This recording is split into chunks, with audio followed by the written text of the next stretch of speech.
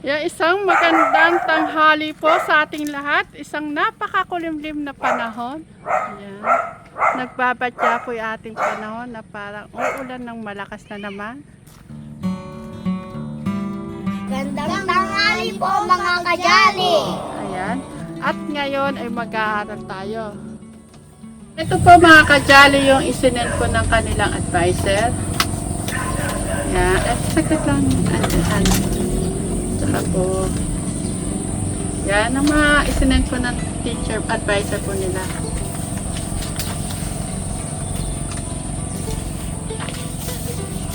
Dami. 5 pages ito eh. Anong game mo namin kaya? Kaya nyo yan. Clark, eto na naman tayo. Number na naman yun, ha?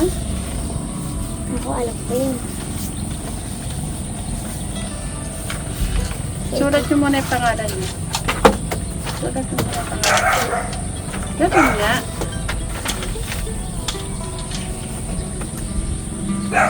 Masyado ako nakadikit.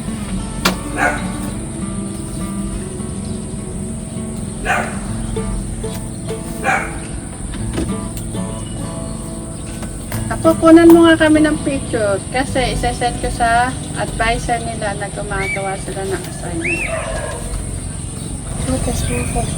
Ugly na. Ang sabi dito, bilugan ang hayop na tinutukoy sa bawat bilang. Number 1, aso. Bilugan, ha? Tingnan mo na lang yan, o. Yan. Very good. Ito, tigre.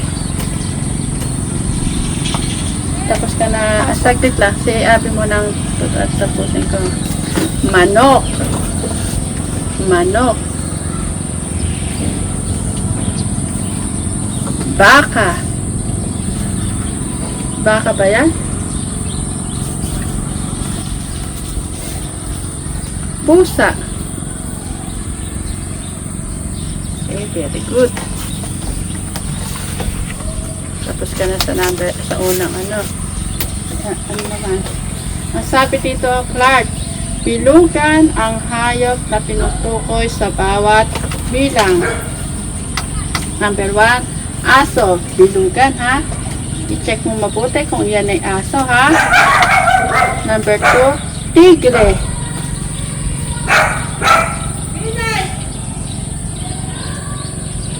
Number 3, manok.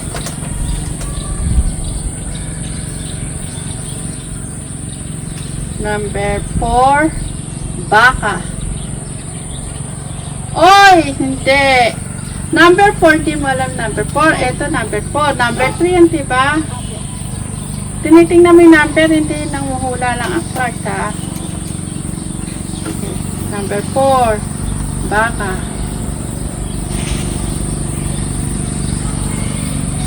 Number 5, pusa.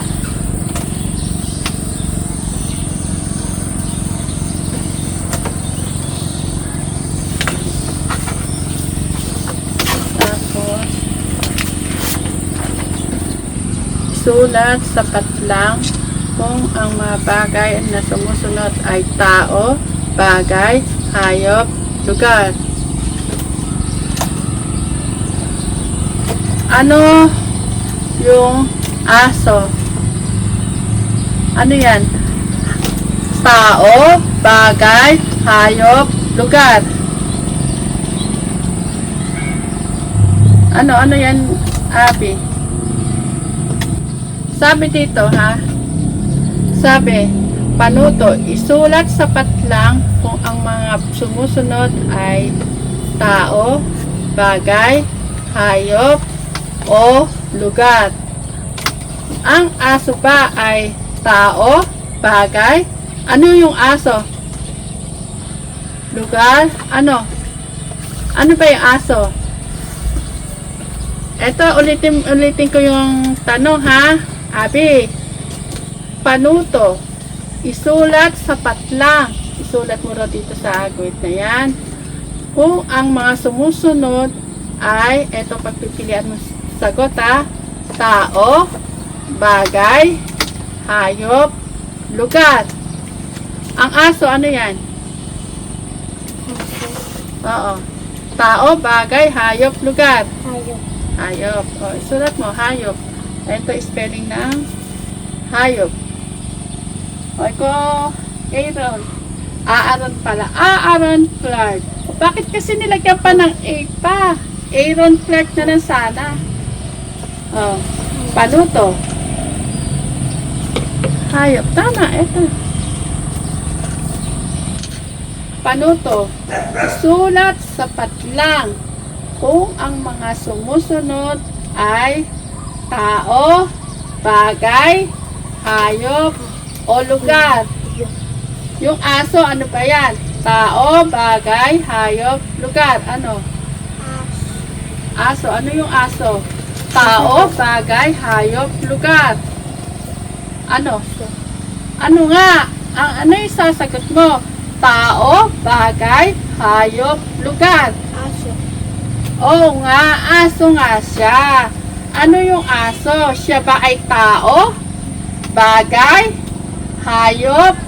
Lugar? Ano? Tao? Bagay? Hayop? Lugar? Hayop. Hayop. O sige, sulat mo, hayop. Asan dyan yung hayop? Eto. Isulat mo, gayahin mo lang. Susunod, ano to? Lemon. Tao, bagay, hayop, lugar. Ano yung lemon? Lemon, yung maasim, yung kulay yellow. Ikaw, kumot. Kumot. Kumot. Na. Tao, bagay, hayop, lugar. Hayop. Abi, mali ito eh. Mali yung pagsulat mo ng ano? So, small p lang yan, pababa. Pag ano. Di capital letter. O, sige. Pababa. Ayan. Ano yung kumot? Tao, bagay, hayop, lugar. Hayop. Anong kumot yan? Kumot. Yung ginagamit natin kumot, pinangkukumot sa katawan nyo. Paano naging hayop ang kumot? Hindi, wag yung drawing na nakaano na yan kasi nakikita mo drawing pusa, diba? Pusa tapos may kumot siya. Hindi yung pusa ang titingnan mo dyan. Ang sinasabi ko yung intindi mo, kumot. Kumot, alam mo yung kumot, diba? Tao, bagay, hayop, lugar. Hayop. Paano siya naging hayop? Hindi siya pwedeng maging hayop. Kasi may drawing nga siya hayop, pero huwag na ano. Ang sinasabi, ang susundin mo, kumot. Hayop ba'y kumot? Ha? O sige, ulitin ko kung ano pipiliin mo. Tao, bagay. Alam mo ba yung mga bagay? Mga bagay, eto. Ayan, bagay yan. At saka yung mga electric fan. Bagay yun, bag. Bagay yan. Kumot. Kaya madamit. Ano to?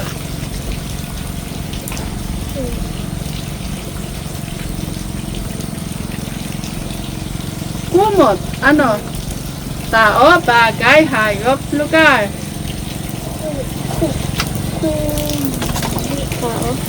Ano mo yung tao? Bagay yan. Ano? Kumot. Tao, bagay, hayop, lugar. Ilakas mo yung sagot mo. Tao, bagay, hayop, lugar. Ano? Kumot. Anong mga ano ng ano? Kumot, kumot. Gamit niyan.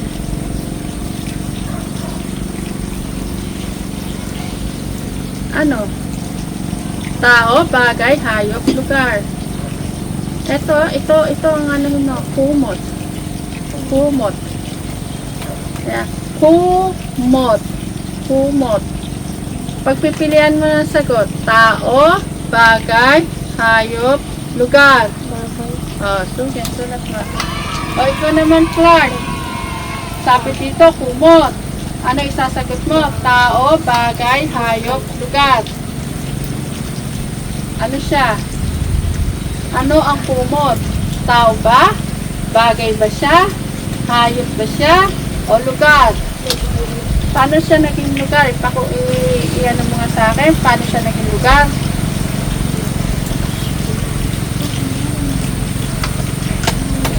Yan. Tao, bagay, hayop, lugar. Ano, hindi siya pwede. Hindi nga siya pwede maging lugar. Tao, bagay, hayop, lugar. Ano? Kumot. Yan, very good yung pagsulat mo ng letter. Ano? Kumot. Yung pa ay ginagamit mo. Ano yon? Bagay? Saan mo siya isasagot? Tao, bagay, Bagay po. hayop, lugar. Saan? Sige. Ikaw naman, Abby.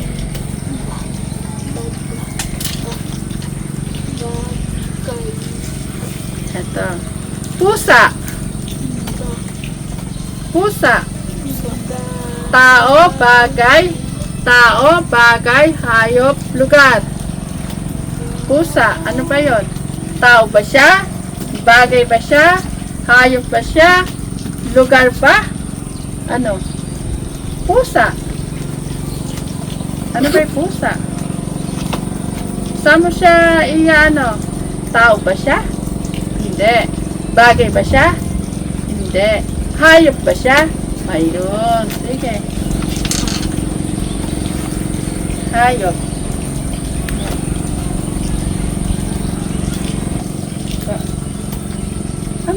Tinapay. Ano ang tinapay? Diba? Yung tinapay, kinakain natin. Pagkain. Ano yun? Bagay, tao, hayop, lugar.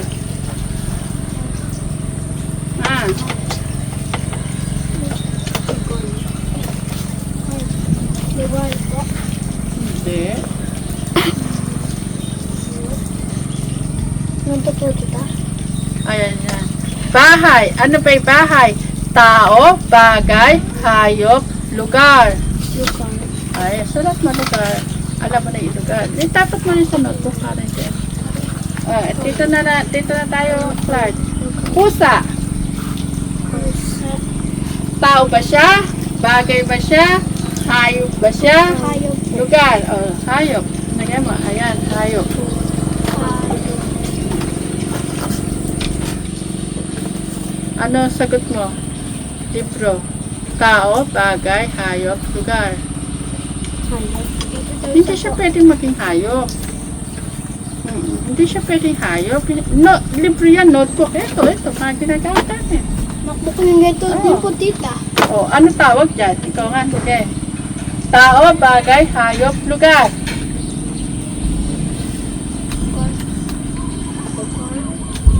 Gamit yan eh. Bagay, tao, bagay. Bagay po. Sige, bagay. Bagay ba? Ba. Ayun, susunod. Ano to? Guro. Ano ang guro? Teacher. Teacher, diba? Tao ba siya? Opo. Bagay ba siya? Hayop? Or lugar? Tao. Salat na. Guro. Ito ulit po. Oo. Tao ba siya? Tao nga. Kailangan niya ng color, ha? Aba. Ako nawawala. Nasaan ang color mo lahat? Daw po, nanginom po sa po si Abby po sa school. Bakit? Hindi po alam po sa kanya po. Hindi ko na po nalagay sa ano ko. Table na, sa ilalim ng table ko. Kasi Pati nalagyan? Tinanong niya sa kay teacher, sinabi niya nawawala. Binigyan ko na po ang color si Abby po. Tita. Ito, may magagawa ka upang mapataas ang marka mo sa pag-aaral at matuwa ang iyong mga magulang. Excuse me, ma'am. Ay, grabe! Ay, Kumain muna kayo. nakakahiya naman. Tapos na po ako, tita. At ikaw, Clark, ang sabi dito, lagyan ng check. Check, yung check. Opo. Check kung wasto ang pahayag at X kung hindi. Babasahin ko, makinig ka mabuti ha. May magagawa ka upang mapataas ang marka mo sa pag-aaral at matutuwa ang iyong mga magulang. Check ba yun o X? Okay, then good. Oh, kumain muna kayo. 1 to 5 daw naman to. Check. Para ang sarap yata paa. Dito tayo po. Ayan mga ka-jolly. Thank you, Chris. At pinagdala mo pa kami ng makakain. Arroz caldo. Tama-tama sa Siyempre. malamig na panahon. Uulan eh. Oo. Oh, eto, susunod. Number 2. Upang makatipid ang pamilya, maaaring magtanim ng sa bakanteng lupa sa inyong bahay. Diba tayo, may mga bakante tayong lupa rito. Opo. Pwede naman to tayo magtanim, diba? Sa ating bahay. Nang masusustansyang pagkain. Naririnig mo, Clark, yung sinasabi ko? O Tama. sige, tama, mali. Tama. Okay, check. Sige, number 3. Lalakasan ko na yung boses ko para sabay na lang kayo sasagot na. Opo. Ayan, number 3. Hindi kailangang mag-aral ng mga mayayamang bata. Tama, mali? Mali. Ayan, very good. Ayan mga ka-jolly, makaka-perfect yata yung aking mga alaga. Number 4. Pabasa naman ako. Mahina na nga, malabo na nga yung mata ko. Ayaw niyo pa akong pagana. Dapat nating abusuhin ang mga pagkain nakalagay sa ating plato kapag tayo ay kumakain. Dapat nating abusuhin ang mga pagkain nakalagay sa ating plato kapag tayo ay kumakain. Clark, ako hindi ako magkano, bahala kayo sa yan, ano nyo, ano nyo yan, sarili nyo sagot. Tama po. Kasi mas maganda si teacher ang mag-check na ano, diba? Apo. Hindi dapat ako, hindi ko dapat kailangan ituro yung ano, basta ako magbabasa, sasagutan nyo, diba? Opo. Sige. Mali man yan o tama. Ano yun na, ayaw kasi yung ano, dapat yung ganyan lang. Ayan, number 5. Hayaan na lamang ang mga bata kung ayaw pumasok sa paaralan. Tama ba yun? Mali. Ha? Okay. Ha? Nakaka-3 page na kami, mga ka-jolly. Eh, hindi ba mahirap? Madali lang ba? Opo, madali lang po pala eh. Ang Crayola kailangan. So, kulayan ang puso ng kulay ng pula kung ang pahayag ay nagpapakita ng pagpapahalaga o pagtitipid ng mga gamit sa paaralan. Naintindihan niya? O sige. Ang nakalagay dito, isasara ko ang ilaw ng silid-aralan pagkatapos ng klase. Kailangan ba siyang kulayan ng red o hindi? Kulayan. O sige. Ang susunod nating babasahin, pinagsasama-sama ko ang mga lumang papel sa notebook na walang sulat upang gawing bagong notebook. Pinagsasama-sama ko ang mga lumang papel, yung mga dating mga papel, mga luma nyo, pinagamitan nyo sa notebook na walang sulat. Pinagsasama rin nila yung mga papel na walang sulat para upang gawing bagong notebook ulit. Tama, ay kailangan ba siya lagyan ng color o hindi? Lalagyan.